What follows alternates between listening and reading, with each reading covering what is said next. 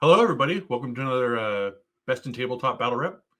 Hank and I just finished up a very interesting game. Yep. I'm pretty excited to talk about it. Mm-hmm. Let's start with, I guess, what list we were playing. Why don't you start with yours, because you're brand new Eldar. You're Yeah, pretty sure. everybody. So I was playing an Ulthway Eldar list. It's we'll start out with 3 Bike Farseers as the HQs, and then there's also Flappy B, my boy, Baharoth, Swooping Hawk, Phoenix Lord. Then it had it's double patrol. Then there's 2 units of 5 Rangers. Then there's going to be a 5-man unit of Howling Banshees. The Exarchs upgraded to have mirror swords and the +1 damage on all of our attacks. Then there's a 5-man unit of Striking Scorpions that has Biting Blade on the Exarch, as well as the Crushing Blows auto wound Exarch power. They all 10 of those ride together in a Wave Serpent that has been upgraded to have double Bright Lances. Then there's a 10-man unit of Wraith Blades with the Shimmer Shields and the Axes. I'm very excited about that unit. Pretty durable. Yeah, very, very durable. It's just like it just doesn't die, which is something that is great in Eldar. Then there is the indirect section, which is 2 Night Spinners, completely unupgraded, and 2 3-man units of Shadow Weavers. And they all just kind of hide in the back and do the thing that the internet has prophesied. Rain fire upon everything. Rain fire upon everything. Everyone was super afraid about indirect fire being too good in Eldar. Well, I am just going to confirm their fears. Yeah, it's like I'm not entirely sure if it's too good. It is very good. I've got 1 game with it, and we'll see if it ends up being too much. It's certainly something that you have to consider. I don't know if I would say it needs to change. Mm-hmm. You do definitely need to consider it when you're going into the game, and probably consider it when you're building your armies. Yes, definitely. I'll say that one of the tricks that the list does is it has a very interesting to the last arrangement. It runs, obviously, the gigantic brick of 10 Wraith Blades as one of its to the last targets. It runs the Wave Serpent, which with the new Strands of Fate mechanic is very easy to keep alive, because you just pocket a couple of 6s that you can use on its invulnerable save every turn, and combine that with the fact that it's got transhuman against guns, and it's just you play distance with it, and it's really easy to keep alive. And then it has my favorite thing, Baharoth, as one of the the other 2 Shadow Weavers are completely unupgraded specifically to keep them at 140 points, so that Baharoth can be my last to the last target. And he's pretty good at it. Oh my god! And that guy is my favorite thing in the book. He is. I'm playing this book pretty much just for Flappy B at this point. Definitely. Whenever I'm playing somebody and I have jealous feelings, I think that's worth noting. I'm just like, wow, that's really fun. Oh, yeah. Like, he's doing all kinds of things. I think several times you actually were like, oh, I could have done more. I could have totally. As you go, you're going to get even stronger with him, which he's already doing great. He's ridiculous. Wonderful. Let's talk about what I had. I brought Disciples of Belakor. I've poked around at this a few times here and there, but I decided that I want to be playing Chaos, and I think this is the best way to be doing it right now. Sure. So I start with the Demon Patrol. Obviously, it has Belakor. He's the Warlord. Yeah. And then I bring Contorted Epitome with that. She's got the 2 powers that matter, the Wreathed and Shade, the stopping you from targeting me, and then the other one that is to jump, but I don't remember the actual name of it is. But I can teleport my guys around the table. Because she's +1 to cast. And I'm more comfortable leaving her back, so I can stay out of denial range. Yeah. And then I have 30 pink horrors. That unit, man. The piece that is missing from all of that is I also have 480 points of reserve points. Important that. That's 40 blues and 40 brims if I want it to be. If my opponent takes thin, maybe it's 3 soul grinders. Maybe it's a bunch of characters. Who knows? In the game that you're about to see, it's going to be not that. No, it's going to be, he didn't take thin. There's a few models in that unit. Yep. It turns out to be 110 total wounds in the unit overall. Yep. Plus, if I had to roll a 1 or use the strat to bring back more pinks. Yeah. Pretty good. Pretty good. And beyond that, I have another patrol of Chaos Space Marines. This has a Sorcerer with a jump pack. He's bringing Prescience and Warptime. The Prescience is really important because the other 2 units that I'm bringing there that are important is 5 Havocs with Reaper Chainguns and 3 Obliterators. Giving them +1 to hit. Amazing. The Warptime is nice. In a lot of scenarios, I never cast it in our games. Yeah, I did. I did it one time. I did it one time. Up there. Yeah. Which was valuable, not valuable. Hard to say. And then I have 10 cultists to make that list, that patrol work. Yeah. It's pretty good. All right, so here we are taking a look at the board. Yep. As you can see here, we're doing up some last minute deployment and conversation, but in a minute here we'll roll. Oh, I don't remember this part. Oh, Colin's just showing off some of the models. Yeah. But this will finish up here in a second. We roll off, and Hank does get first. And so, if you want to kind of talk about your deployment to start with, and then kind of what you do your turn. Okay, so the deployment is mostly just. So the plan with the list is that I want to deep strike the Wraith Blades, and then use a combination of Ghost Walk and Strands of Fate to just be able to auto charge anything I want out of deep strike. But with your list, and the lack of, shooting threats that start on the board, it wasn't really relevant. So I just put the Wraith Blades on the table, and I figured that you're going to put your big thing up on the table in the middle. I'll put my big thing up in the middle on the table, and then we'll just have a good old dust up in the middle of the table. We'll see what happens. Yeah, totally. Outside of that, I was basically like, I'm going to put the Wave Serpent right down there as the turtle. In a fairly central location to be able to project threat into any of the 3 objectives on my side of the table and the center. And this has the Howling Banshees and the Strange Scorpions. Yeah, it's pretty powerful, really. Yeah, definitely. It's a whole bunch of threat being projected right there. And then the stuff in the back is just indirect fire. It didn't really matter. And there's a little bit of indirect fire here, which doesn't matter a ton, but it does help you screen the entire game. I kept looking at this corner thinking, oh, maybe I could do a thing. And then those 2 were keeping you safe. Oh, yeah, definitely. And then I have Baharoth up front, just getting ready to go up and do Baharoth things, which, are delightful. This is the part where I was asking you about this. I think this is very powerful in my experience in these missions. If you can get to the center objective and strategic scan it, and get that 3 point spread off the bat, it really gives you a boost. Definitely. You didn't really have the space to do it. Not also, really. it would have been very much a they would have died to it. Yeah, exactly. You have to survive, right? Yeah. But if you have something where, like, if I would gone and if I'd set myself up for it, the pinks could come up here. Yeah, I did set myself up. The pinks could come up here, and I could summon a character. Yep. He was 12 inches here, and then and do the scan strike. Yeah. Would have been a nice boost. Definitely.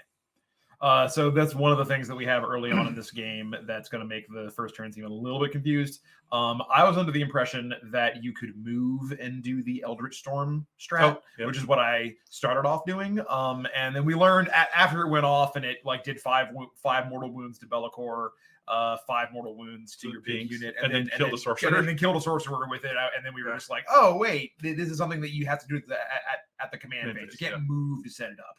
Which it's still a very powerful stratagem, and having 3 Farseers allows you to basically set it up as a area of effect, like Cognitus Las cannon to everything, which is really cool. Now I have a question. It's 24 inches, right? 24 inches. So if you had set your Wraith Blades kind of a ball and then a line and a ball, they'd be back about 2 inches. Sure. They could do that 24 inches. Yeah. So they would be 2 inches from my deployment zone, which would have still hit the pinks and the sorcerer here. It would. If you'd wanted to. But we discussed it was a lot of command points. So it's 3 command points to do it. Then you need to be able to put Fortune on the Wraith Blades as well. So that's another command point to do a psychic power after you've done a psychic action. So it's like it's a very, very large. You lost the power to get a command point. So it's exactly. It's like 5 command points to make that happen. So seriously. Really, maybe that's worth it to kill that sorcerer. Yeah, probably. It's hard to say. And also then maybe you don't get the 4. Exactly, yeah. And that's the big thing about it, is you didn't get the 4. For me, the most important thing was being able to stick 5 mortal wounds on Belakor to start him out not nearly as hard to kill. Yeah. And that's the main reason why I went for it. But turns out you can't do it. So So we just sort of back that out, let you do the things you're going to do with your psychic action, and get your psychic interrogation. Yeah, exactly. Outside of that, this turn is mostly just I move up. I'm making a bunch of shots at your big unit right now, and we see how much that does for me. Not much. I think I kill 10, 12 pinks, and they turn into 20 plus more models. They turn into a ton of models, and then I got a little bit of spoilers, but I do the strat so that I get a 1, and I got 5 pinks back, so I was down 4 pinks. But up a ton. Much more stuff from there. I shot that unit a bunch, and he lost some reserve points, but outside of that, just gained 50 models in that unit.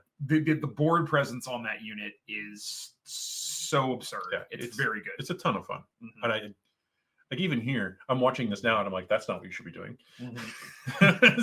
So I think it's going to get very interesting and fun for me to play. So this like list. my question, when you actually summon those when you split the horrors, do you place them sequentially or simultaneously? So you would do it. I could do slow dice. Yeah. And do 2, 2, 2, 2, 2 as we go. Got it. And it does. They used to have a rule that it had to be within coherency of somebody who existed at the beginning of the phase. Okay. Now it's just coherency. Okay. So you can just walk them all the way up. I could draw a line from here, all the way over here, yeah, and steal this objective from you. Okay. Yep. That's a thing. That's like I 100% should have done that. Oh yeah, 100%. 100%. In fact, I think if I wanted to like run out of my unit too quickly, I probably could have stolen both of these during your turn. Although you charging me here would be really be bad. Yeah. But I could do it with enough room for me to like run onto it. Actually, those guys advanced; they couldn't charge. Oh, yeah. So I totally could have. So yeah, that was definitely. There's so much jank available to me that. Oh yeah. I didn't even begin to understand. No, definitely. That's a unit. And imagine if you were on Stranglehold or something. Oh yeah. Like, nope, actually, you're nothing. Yep. Nope. It was just I saw the army that you were playing, and I was like, Stranglehold feels like the worst plan. Yeah, super trap. Super trap. I didn't even understand it until we played. Yeah. Right there, that guy just moved up. That's Baharoth. That's Baharoth. The one-man army. Yeah, he is amazing. He is so good.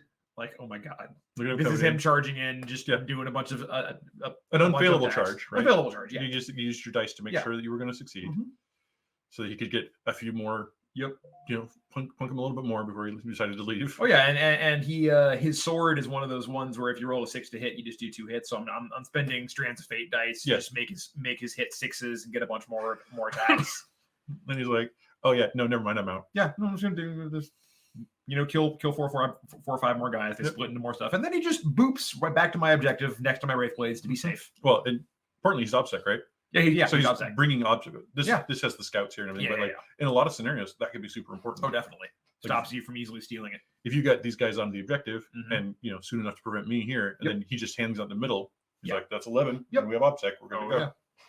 And that's the point where you took your morale for the turn and you spent the CP to add 5 and add some things up here in front. Yep.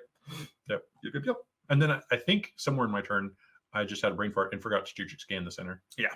Which I totally knew. I knew it was really important, and I just there's a lot going on. This is probably one of the most complicated armies I think I could build. Oh sure, yeah. And so I was just stumbling on. Yeah, there are some brain farts on both sides. Yeah, for sure. We're both learning. Yeah, very much. This is my first game with Eldar.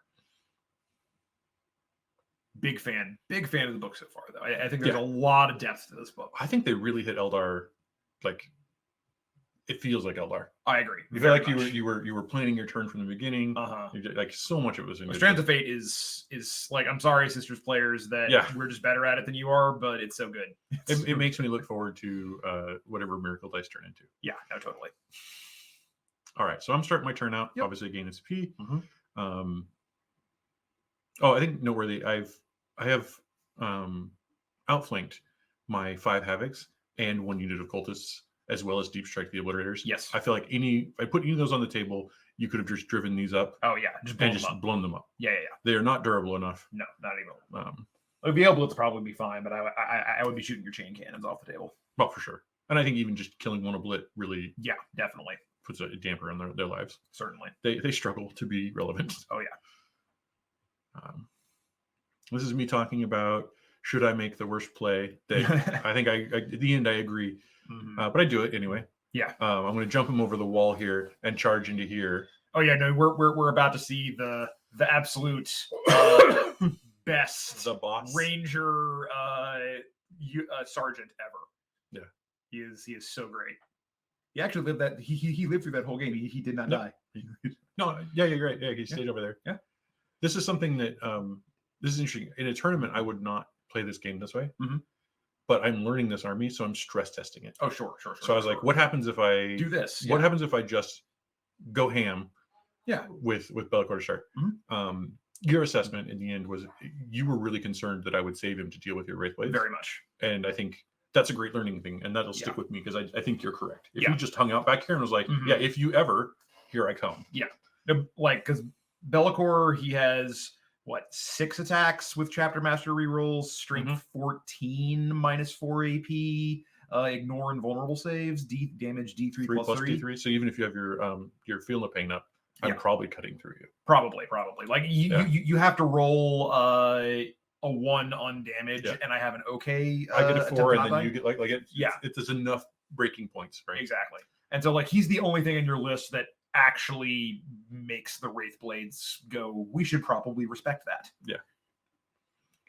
And then this is over here. This is a little weird. There's some Eldar back here. I mistakenly counted out 20 blues and 20 brims when what I wanted was 40 of each. Yeah. So I'm a little short on models. Oh no, yeah. So there is just this gigantic amorphous blob that exists between his 2 back objectives and the center objective, and it's going to be like that for most of the rest of the game until it is not. Until it is not.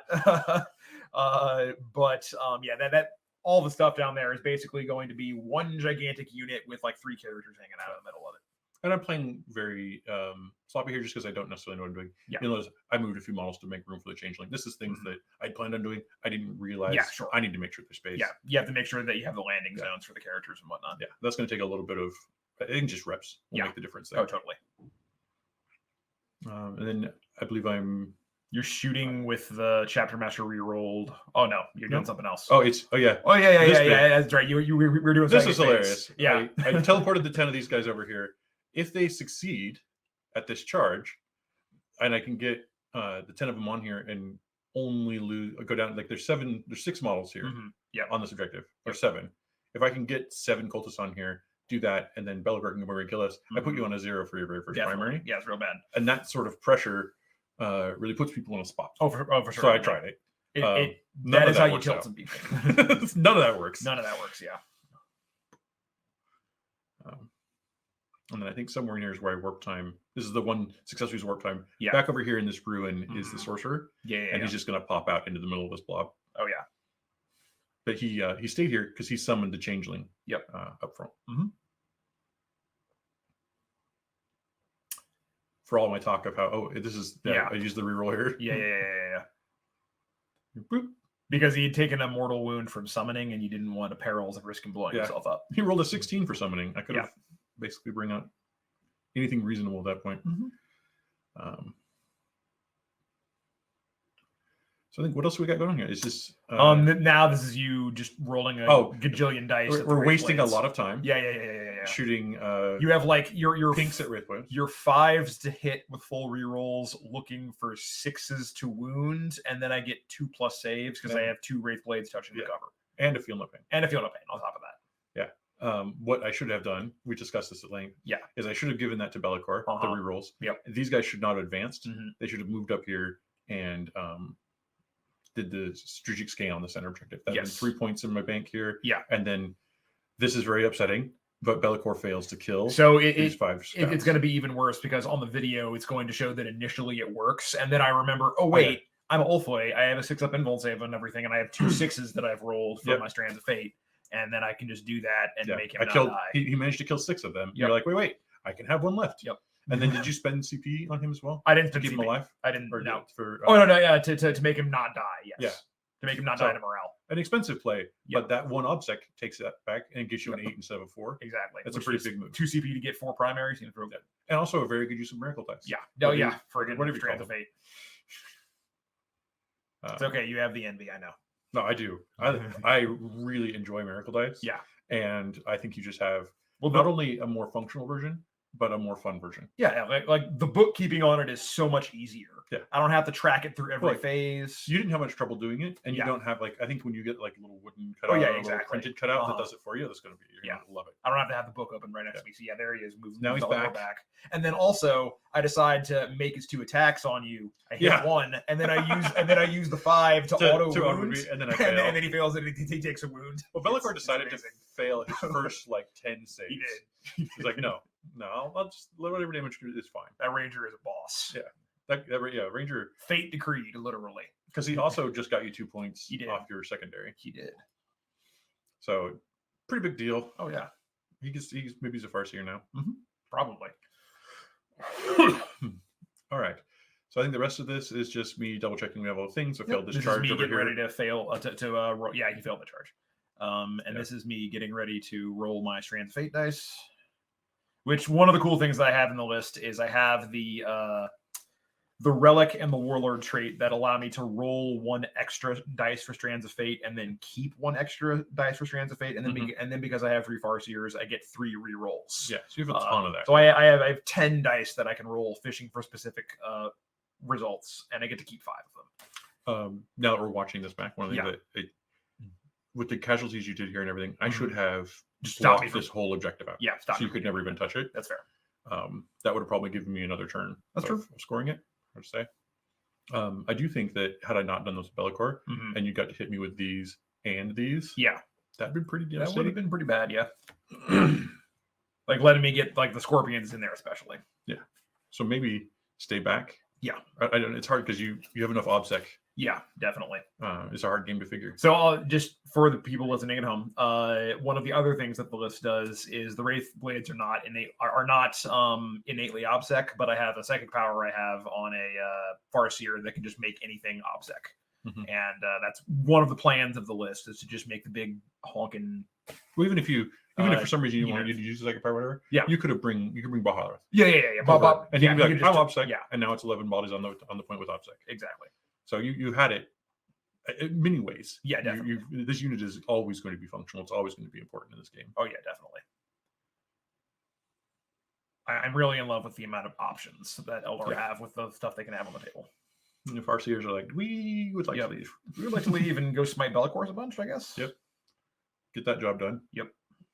Also, we would like to not be shot. Gonna go hug our buddy tank. Yep. And that's the Striking Scorpions have gotten out, and then Banshees come out here in a second. Banshees are going to come out here in a second because I'm confirming whether or not Doom works on. Yeah. Doom always works. What we didn't know is I was under the impression you could never reroll any 2 hits. Yeah. But we found out later it's only range attacks. It talks about when somebody does a range attack, you get these benefits. I just read the benefits. I didn't read the preamble. But he could have been guiding, I think 3 turns. 3 turns. He could have been guiding. That would have been a lot more. Here. So that's a noteworthy mistake. And just and how it's played out. Yeah. I think the other one is this. Yeah. I gave you Belakor pretty cheaply, and you're right. He would have wrecked through here. Yeah, definitely. So, and if I cut half of this out easily and then shoot these guys away, it's real bad. My pinks last a lot longer. Exactly. Even if you actually manage to, if I manage to kill Belakor in reply, 5 Wraith Blades doesn't punch nearly as hard as 10 Wraith Blades. Almost half. Yeah, exactly. It's almost math. And I think that's something for me to really think about. What my primary function in this game when you didn't take thin, was how long can I make my pink horrors? Oh, definitely. And I need to be thinking about things like that. Like, I need to stop these Wraith Blades from. Oh, sure. And I can say in the future that when and if I ever play this list again, I will be 100% taking thin because unit is absurd. Yeah, you're happy to. I'm take happy to 6 points on thin and have me do a Yes. bunch of other things that aren't this. Exactly. Yeah, I think it's reasonable.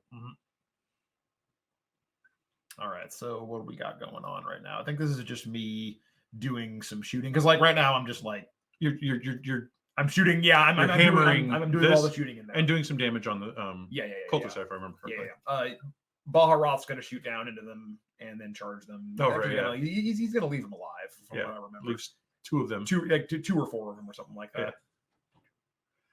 But it doesn't number on them enough so that they can, like, if he hadn't done this, they would have moved up here next turn and then done this trick. Yeah. Oh, and the best thing is what Baharoth does. At the end of this turn.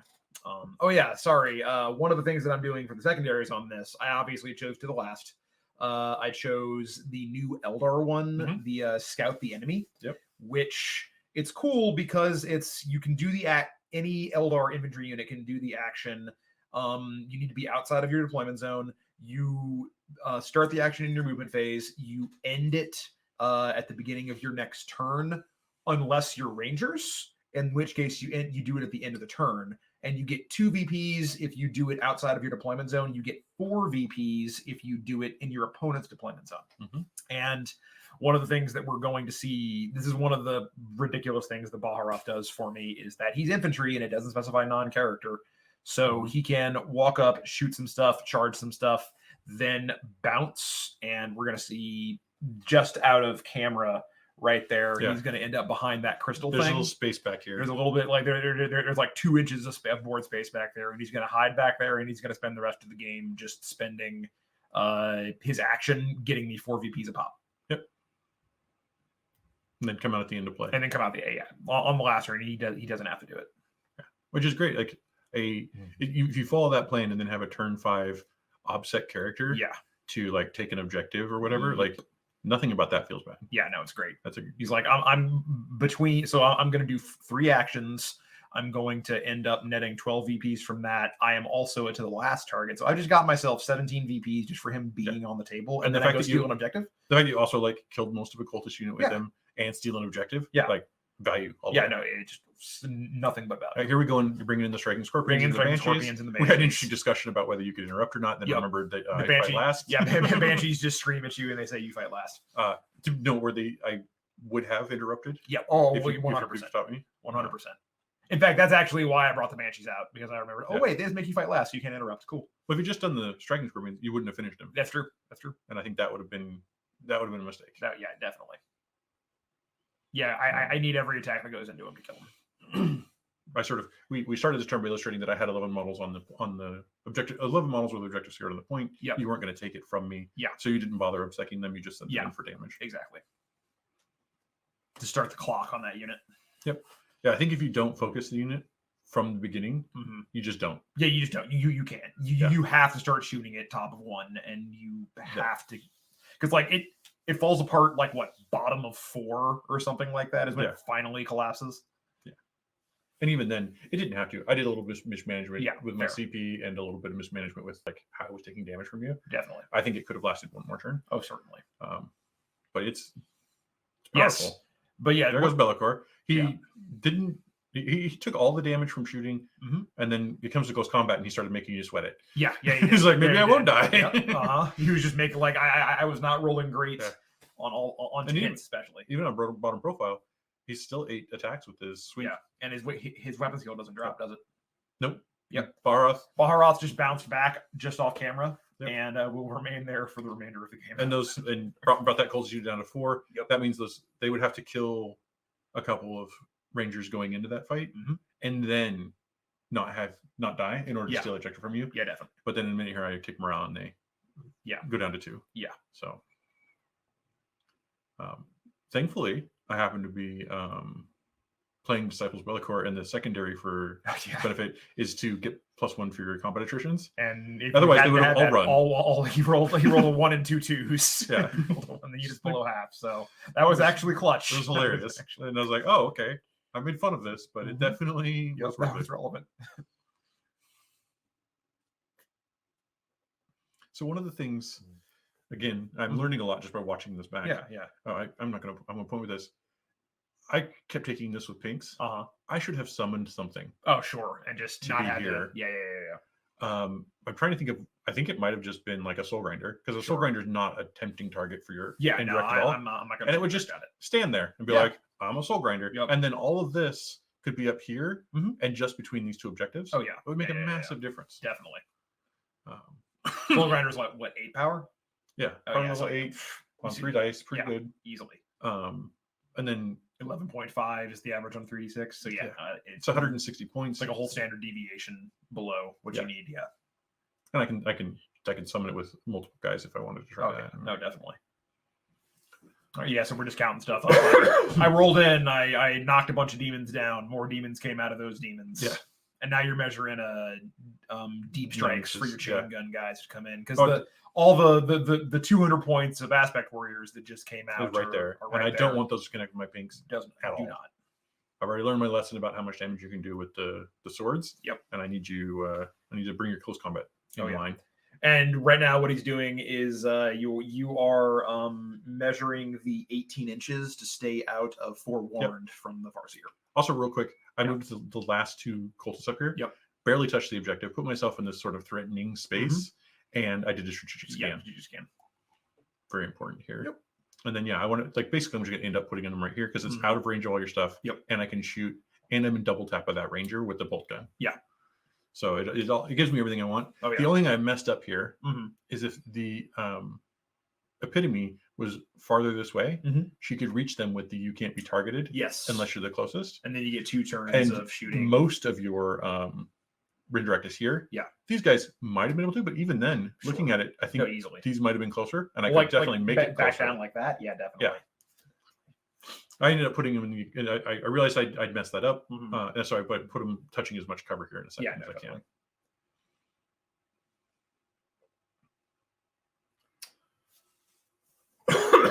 Excuse me. I think this is mostly. Oh, this is my. That was a psychic ritual. Yeah. My psychic ritual was on point. It never it got was stopped. It was just Never like turn got 1, stopped. turn 2, turn 3, done. Just happened. Also, as a corollary, I was having a little bit of trouble figuring out what third secondary to take, and y'all just convinced me to take Psychic ritual. No. The psychic interrogation. Yeah. And I cast it on the first turn, and then On the last turn. on the last turn. I got 6 points out of it. Yeah. Because and then for 2 turns I didn't even attempt it because I forgot. Because I just went into autopilot on. I have 6 casts off Farseers that need to do stuff. Yep. Remember your secondaries, guys. Yeah, that's where I think if you'd taken thin, you would have basically you would have gotten the same number. Of points Exactly, off of but it. force you to do something Change me to something different. Yeah. What's this here? Oh, this is me chain gunning you. Yeah. The load of disappointment that is. Yeah. Because that Ranger Sergeant, he lived through it again. Yeah, he lives through 4 bolter gunshots. 4 bolt gunshots. And I chain gun down some of each. You chain gun down between because you're gonna have them shoot twice. Yep. And between all the chain guns and the bolters, there is a Howling Banshee Exarch and a Ranger Unit Sergeant left. Yep. That Ranger still being there is significant. Yeah, he's just I'm holding this point down. Mm-hmm. If that shooting had gone slightly better, not only would you not have those resources, you wouldn't have that point. Oh yeah, not even a little bit. So it'd have been a 4-point swing off of your score again. 100%. So and also Strands of Fate is also the reason why that Ranger Sergeant lived again. Yeah. Just again. Yeah. I put both my 6s into making sure he passed saves against the bolt gun, so that I stayed on that point. Strands of Fate was like, and the 6-up invuln for being Ulthway came in like really handy, specifically vis-a-vis Strands of Fate this turn. Yeah. It's being a Sisters of Battle player, having the 6-up invuln, and then having the ability to say, yes, I did actually make my 6-up when you want to, can be really clutch. It's so good. Because this is the situations I talk about with Sisters. What happens is you end up coming up a little short or trying to thread a needle, and then the Sisters player, or now the Eldar player, will go, well, actually, and then you're ruined. Yep. It's so good. You have to do everything very decisively. Yeah. I am going to destroy all of these things. Now, I thought I was doing that. Yeah. It just didn't work out. Yeah. And it got really close. I was 2 wounds off of finishing that play. And when you shoot again, you have like 1 whole chain gun that goes into the Exarch, but you like fail 5 of the 2 rolls or something. It was a very swingy result that let her not die. Yeah. So whatever. Oh yeah. Also, it was really cool because both of those Aspect Warrior units were -1 to be shot at, because Banshees are just, because they're acrobatic, innately -1 to be hit. And then I was able to just spend a CP for lightning fast reflexes on the Scorpions, which made you have to do extra work with those chain guns. And here we are. You're just punching me. Yeah, I'm punching I'm punching them a whole bunch, and then things are dying, and then things are popping back up to take those things places. And I'm practicing for a tournament. I don't actually roll the dice to swing at you. Sure. I don't think that in this scenario I ever win a tournament. Yeah. And I expect to actually use a lot of my clock with this list. Oh yeah. Because of the placement. Definitely. And the math of just making sure I'm keeping up with my reserve. Oh yeah, and like the like pinks are like what? Weapon skill 5+. I think it's 4. Are they 4? Okay. It's 4 or 5. I don't know. Doesn't matter. Sure. Yeah. Because like attack each. Your strength 3. Strength 3. So you're on, against Wraith Blades specifically. You're wounding on 6s, and there's no AP. So half the time I hit you, and then 16% of that, I get a wound, and then 60% you fail. Yeah. And then I have a 5 up Feel No Pain after that. Yeah. It's just like it's better to just put your models right and not waste anyone's time. Yeah, not fun for either of us to do all that stuff. In fact, even that volley of fire I sent in turn 1 was kind of a waste. Yeah. I attempted to charge the Lone Ranger. If I had gotten the charge on the Lone Ranger, I probably would have killed him. Yeah. Although I don't know. And then I would have taken the ejected because the obsec wasn't on. Yeah, the Banshee's not. And that would have been, again, put you at a 4. I have such a tight strong, I'm going to make my points game, Mhm. that I will looking for opportunities to take your Deny points away. Yeah, definitely. A big part of this list is you're not actually looking to body blow your opponent. You're looking to just count to 100 and then use your tools to remove my ability to get up towards that score. I want to take chunks out of your score, Yeah. or I want to take chunks out of your ability to kill the blob. Yes, those two things. And I think we were talking about earlier with the not saving Belakor to charge the Wraith Blades is me missing on the got to stop you from killing the blob. Totally. Though, honestly, if you're playing with Belakor, works, and I don't have Strands of Fate or whatever, and you actually manage to zero me, I think that actually is probably a better plan. I don't know. You think so? I still don't. But so I do that. You still respond the same way you do. I do. He's still dead. Yeah. You get. Let's imagine it all went off. I zeroed you. You'd be down 8 points. Our final score. Don't want to give too much spoilers. Wouldn't have made the difference. That's fair. Yeah, you're right. It's not as though it was an 8-point game. Yeah. All right. So at this point, I recognizing the fact that I probably don't want to continue to count on that Ranger Sergeant, complete and utter absolute unit that he is. He's like the Rambo by himself. of Ranger Sergeants, but you know exactly. what? Let's give him some backup. Yeah, totally. Yeah, so I bring the Farseers and the Wave Serpent out just to kind of hold the point. You swap, and you strategic scan. Yes, one of those. You strategic the other one. Yep. And then do your do the action on the other one. Yeah. Yep. It's very the Rangers are very efficient action monkeys, especially considering they have one secondary that's just theirs. Well, how many points are they? 65 points for 65 points. You're getting a guy who they can forward deploy. Yep. Which there's a whole lot of reasons that can be good. Oh yeah. But you're not spending so much that if it's not worth your time, fine, whatever. And the other cool thing is deep strike. They do not deep strike for free, no. But they have sniper rifles, and the cool thing about sniper rifles is with Strands of Fate, if you say you shoot at a character and you have 2 6s, you can just say I auto wound on 6s, take some mortals. Which is I end up doing that to one of your characters. Yeah, the Changeling. The Changeling. Yeah, I end up sniping him out. Yeah, thankfully I managed my Psychic Rituals before he went. Yeah. Notably, the Changeling never saved anybody with his Feeling of Pain. So he could have damaged 2 axes. He could have been a 55-point Hairless Slaanesh. Sure. Instead. Or probably even better, a 75-point Nurgle guy. Oh, yeah. Who would not have died to snipers. Yeah, definitely. And give me just a few more tidbits of dudes coming back. Definitely. Had to give it a go. I think this is me. Oh, this is me. This is me struggling against struggle to try and kill 5 wounds worth of Chaos Marine Havocs. This is an entire Craft World shooting phase. Yes, to kill 5 Chaos Space Marines with T5. Yes, that's all that is. The 3 of them are in cover, and boy howdy, I just am having the roughest time trying. Look at these. It's just I'm just dicing like crazy. Oh no! By the time 3 of them have died, I have shot all of the indirect, and I have managed to kill 3 wounds of Chaos Marines. And then you're like, okay, well, we'll shoot these. Do you use your dice here too? I don't use the dice. I shoot Bright Lances at you, but I miss with both the Bright Lances. So now it comes down to Shuriken Catapults. Shuriken Catapults. Yeah, that's what it was. Literally down to the last shot to kill those 5. Definitely. I think that is hilarious. Yeah, that was a roller coaster right there. Those are chain cannons, and I'm Eldar. I don't like getting shot by chain cannons. Too many dice. No, they're kind of the right tool for you. Oh yeah, no, they're great. And also, again, just highlighting, just down by Colin, behind his crystal thing, is Baharoth doing his actions. Farming points. 12 beautiful points. Now, the play I have to consider with Baharoth is I could drop the Obliterators, shoot him, hope to get 3 damage in, hope to get a 9-inch charge, and then hope to do 3 damage with killing, and then you have a CP to get him back on a 4-up. Yes. I wasn't enticed by that. Yeah, no, I knew I was just going to let you do this. That was a whole bunch of you have to hit a 9-inch charge, then you have to do 3 wounds to him through his 2-up, 4-up. Yeah. Then I have to fail 4-up because if you ever actually that's what makes Baharoth even more annoying to try and chase down is even if you manage to pin him down, do 6 damage across 2 different phases to him, there's a 50-50 chance for 1 CP that he just pops back up and then leaves again. Yeah. He's so good. In this combat, I let you do a lot of damage in here. Yeah. And I bring back dudes. I'm going to put them, a little bit to make sure my currency stays strong.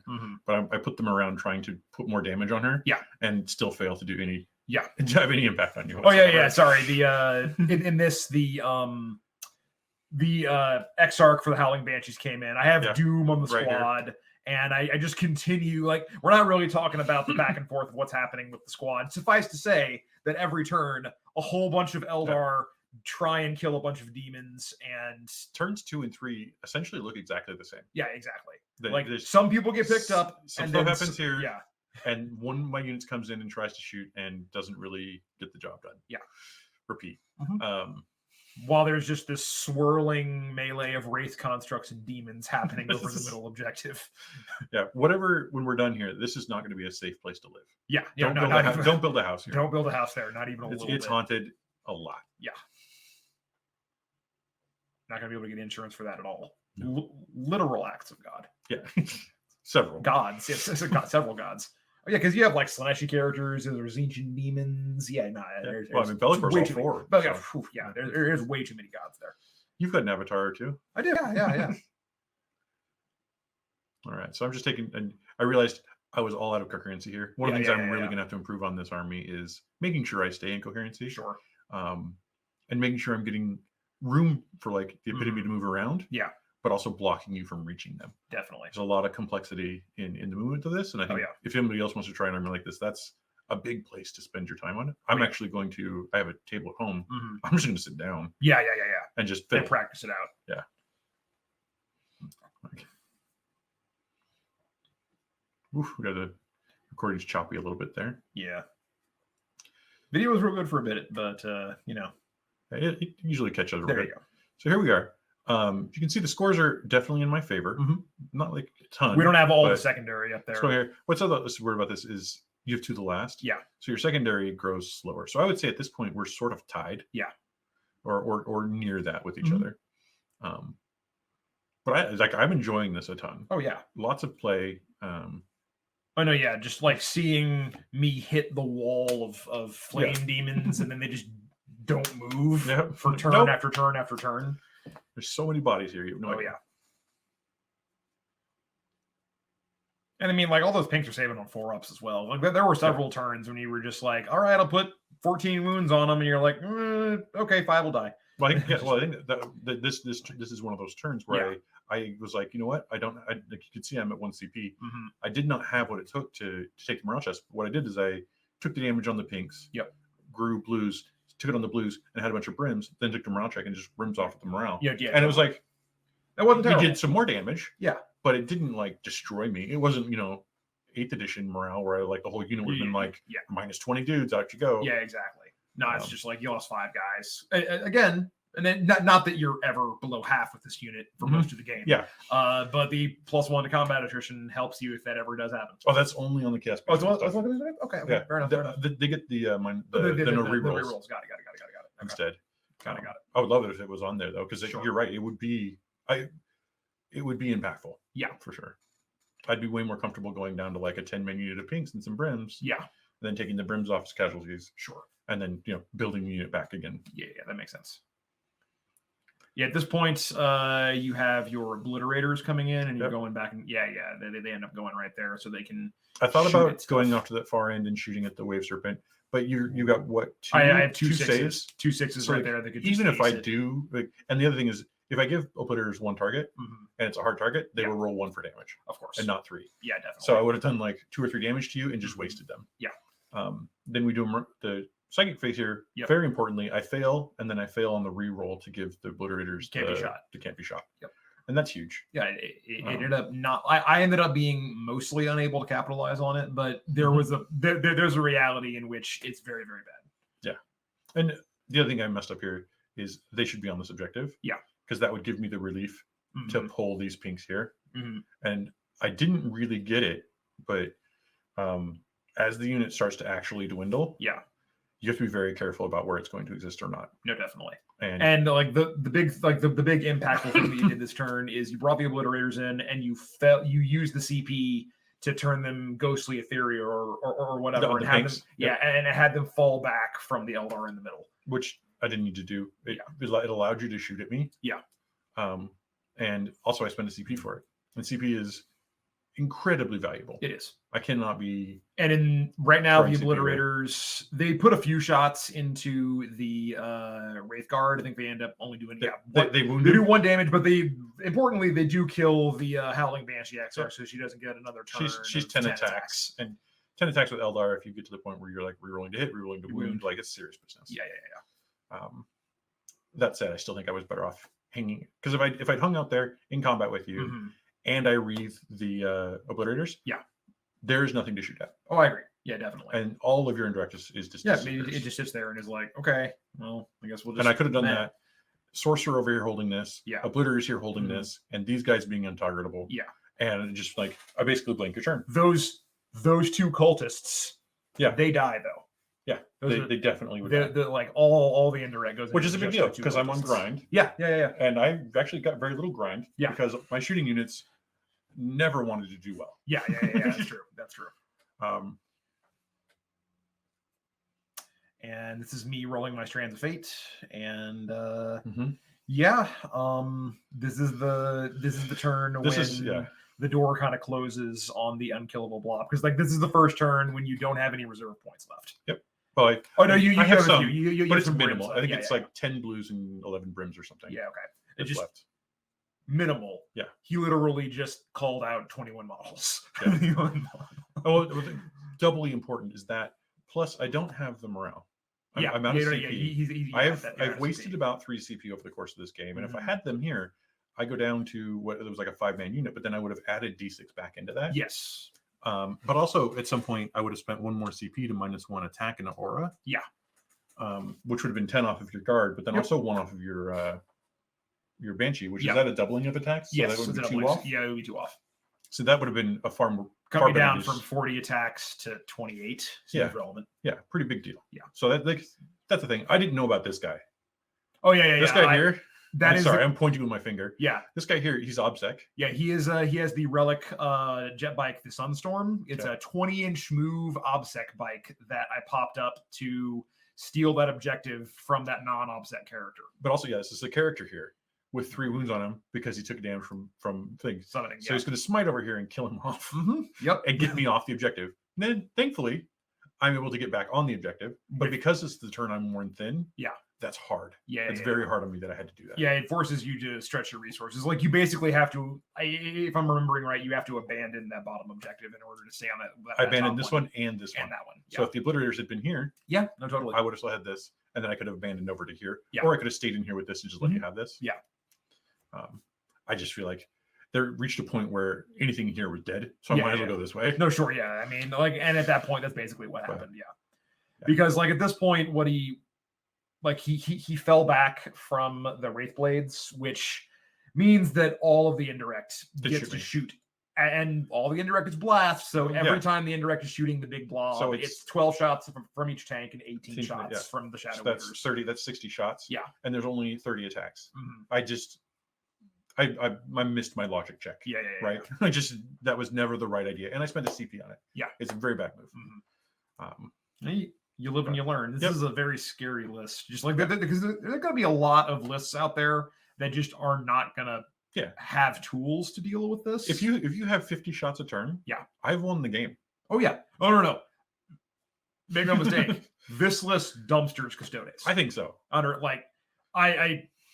I'm pretty sure it dumpsters Custodes, mostly because I don't know what the Custodes do. They have nowhere near enough output to deal with that. If they have a big unit of bikes with the Hurricane Bolters, I think they're back in the game. Yeah, but they're still not they're not feeling great about it. They're not feeling great about it, but then you have to have bikes with Hurricane Bolters, and I haven't seen anyone do those. Oh, I just did it. Okay. Yeah. And I faced a pink unit. Okay. And I did like 14 to it in one turn. Okay, fair enough. It's great. But that was mostly because that's what I had modeled. Sure. Yeah, that makes sense. If I'd given the choice, I would have definitely just had a. Sure. This is me actually. You can see me over here counting out the blues, counting out what I have left. Yeah. Just to make the turn run. Like you're doing stuff, I might as well. Be busy. But yeah, you can see here this blob just eventually breaking me. Yeah. This is turn 4, and you break me here. If I'd been more optimal, I think I could have made you break me one turn later. Yeah. And then I would hold these one more. I would have finished out my primary. Yeah. Gotten one more off of my stranglehold. Kind of like a little bit better. Yeah. And I think at that point we're talking about a tie. or Close to very close to somebody winning. Yeah. In that range where If that Belakor play had worked out earlier, that probably could have been the game. That would have been pretty big deal.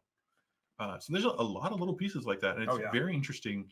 I think I'm going to be make or break playing this army on how well I handle the blob. Oh yeah. And I do think, now that I've played the one game, with all of my experience, taking the thin and forcing me to just not be on that plan is probably very, very worth it all day long. Which means I will push my summoning kit to things that don't pay off. No, totally. Interestingly enough, a lot of the demons that you might think are like chariots and cavalry. Sure. And those count for thin now. Oh, It's non-vehicle, non-monster, non-character. Got it. Okay. So I would love it was chariots. I'd bring a bunch of just like random Tzeentch chariots and stuff, and like that makes sense. It'd be like orc buggies, but way worse. Sure. But I can bring a bunch of characters in, and characters can I can summon a bunch of characters, and then next turn the characters can summon a bunch of characters. But then I don't have anything blocking those characters. Sure. So I don't know where the. I mean, summoning a soul grinder seems fine to block for the characters. Belakor blocks for the characters too. So if I don't just send him on death missions, that's true. He can hang back and do that. And he also Belakor, I would like to note for everyone that I did a lot of random chick damage because Chick was very bad about his saves against shooting. But Belakor is a chonky guy and really hard to shoot because of he's -1 to hit, can't be rerolled, and -1 to wound on a toughness 7 dude, which means if you're not at least strength 7, you're wounded on a 6. Yeah, you put real bad. And you put an armies worth of firepower into him. Yeah. The problem is I gave you the chance to shoot at Belakor, and then I gave you the chance to shoot at my Chainguns, and then I gave you the chance to shoot at the Obliterators. And I kept there is a world where very nicely. There's all been at once. Oh yeah. Huge. Yeah, there is a world where I get to pick one of those things rather than all three. Yeah. So I think there's definitely some stuff for me to learn about how best to play it. I think I would have loved to have waited till turn 3 and brought in the Chainguns, the Obliterators, and Belakor. And just had all three of them at once. Yeah. I had this thought in my head that I was going to shoot twice. Yeah. And the truth is, like, if I'm on Pink Blob, I'm never shooting twice. Yeah. That's definitely. It's not what I'm about. You need your CP to keep that thing functioning. Yeah. So I even like in turn 2, I could have brought in the Oblits and the Havocs together. I would have much better shots because there's nothing for the Obliterators to really do. Yeah. When they came in. Because you're very effectively screening your entire side of the board. Well, yeah, because I just have a lot of characters that just casually move 16 inches, and then I just have indirect tanks that move 16 inches. Well, then there's some space where I can come over on the other side, and you're just like, oh, well, I get to shoot 2 las cannons, a whole bunch of shuriken for no reason. Yeah. That would have been very harmful to Obliterators. Definitely. So really narrowing where I can come in, and then the length of your indirect fire means that I can't really exist on the table either. Yeah. Making the game very hard for me. Definitely.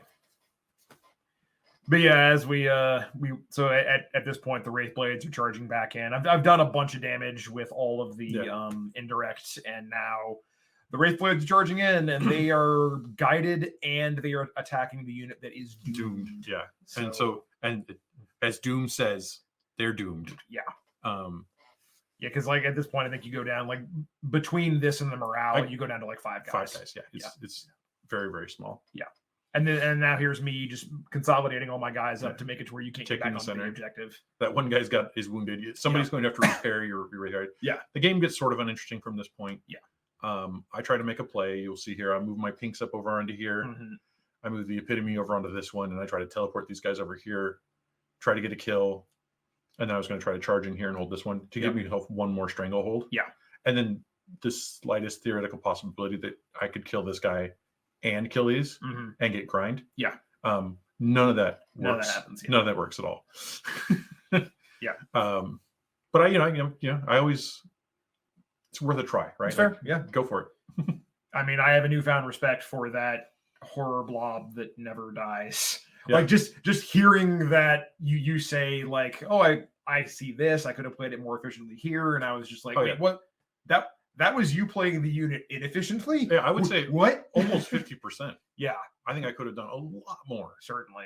And now that I've identified, we're talking about the shooting twice. You know how I avoid having to shoot twice here? How's that? Chainguns and Obliterators drop here. Oh yeah. And then they pick all of it up. Yeah. Totally fine. And then Belakor's still standing here. Yeah.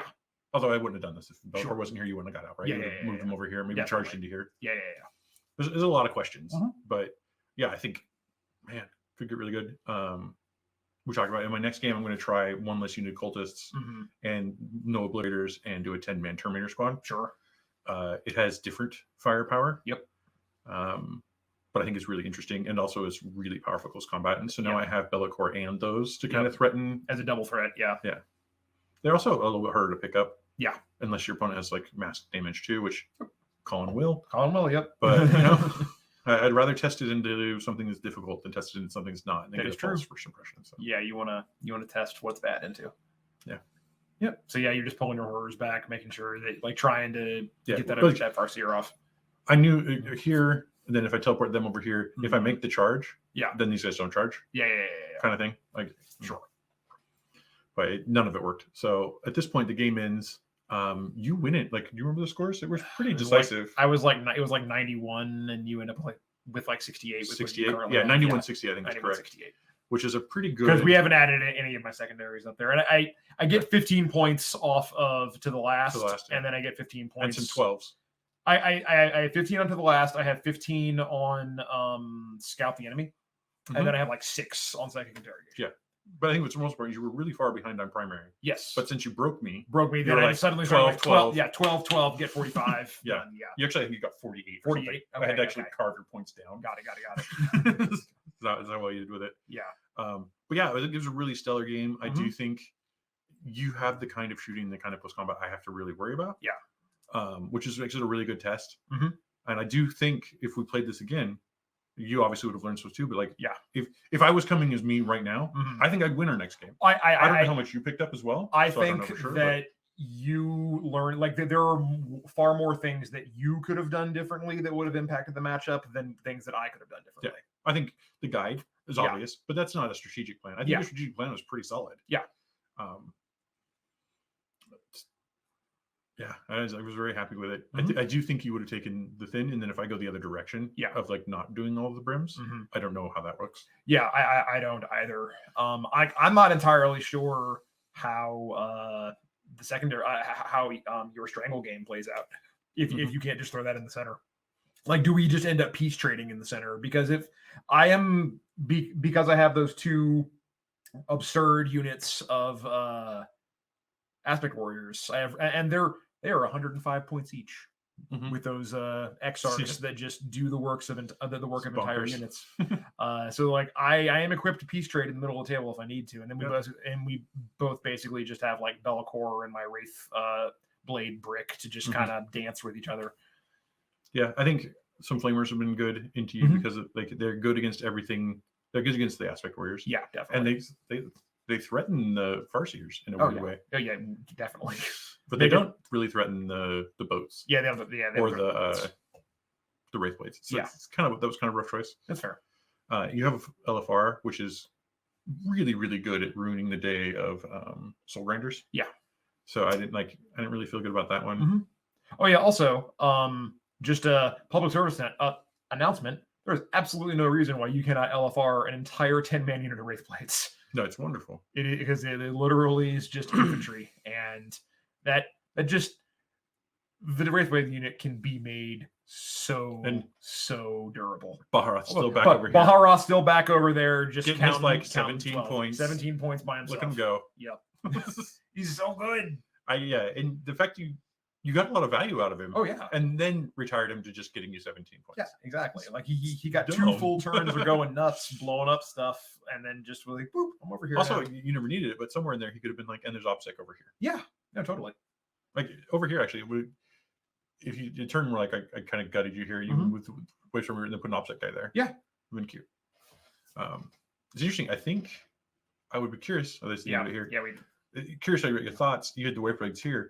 If I had sort of shifted the pinks this way and tried to make this my triangle, because I would have taking this from you while holding these, do you think that would have made any difference to you in the game where I don't have thin? Yeah, like in this game, if I had just picked these, I could just teleport these guys over here on turn 1. I'd have to make a charge.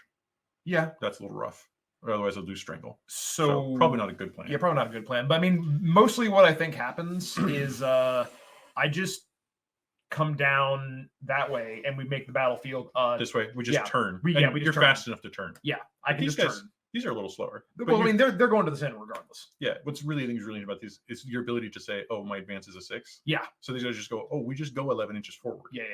On that first turn because they're going to advance one time. Yeah. And the fact that that's never going to be a goose egg. No, in totally. your army is amazing. Oh yeah. And then that's the other thing I'm considering. Now that I know how that I can't move before doing the Eldritch Storm, I might drop one of the Farseers down to a Warlock, so I could get let them move twice, which is pretty cool. They just skip and go 20 inches with a couple. Gives you a much better psychic interrogation target too. Definitely, that's because you do that one time and then you're like, okay, I'm going to psychic interrogation with the rest of this. True. I mean, they actually hold the center very well. Yes, and he can just go be among them. Yeah. Can you put him on a bike? Yeah. I think that's like you put him on Sunstorm. Yeah. That's that way you can fling him over there, and you don't really care if he dies. Him and Bahara just being like, sometimes we accidentally steal objectives. Oh no! One of the cute things that you can do with the list, and I was doing it before I did the bikes, is the psychic power is a core unit or a character. Okay. So I can have 2 of the bikes be OBSEC and go steal objectives. And I don't have the relic space for it, but there's a relic called the Phoenix Gem, which is the first time during the game it dies on a 2+. It comes back with D3 wounds. And so I'm OBSEC, and then I die. And then I pop back up, still on the same objective, still OBSEC. Also just trying to imagine we get those 2 models, or you just with Bahara. Yeah. If I had taken banners, you're just looking for a chance where I don't have OBSEC. And then just go, boop. Just go, boop, got it. Take it off, and then leave. Yeah. But you take my banner down. Yeah. You're like, at the end of this phase, no more banner. Now I'm out of here. I don't want your consequences. Yeah. Baja is not about consequences. Yeah, no. Only action. Only action. Action, no consequences. I am the super mosquito. Well, this is great. Yeah. Great game. Thank you so much for helping me learn this. It was a lot of fun. Yeah, totally. Really interactive. Definitely. Like this felt.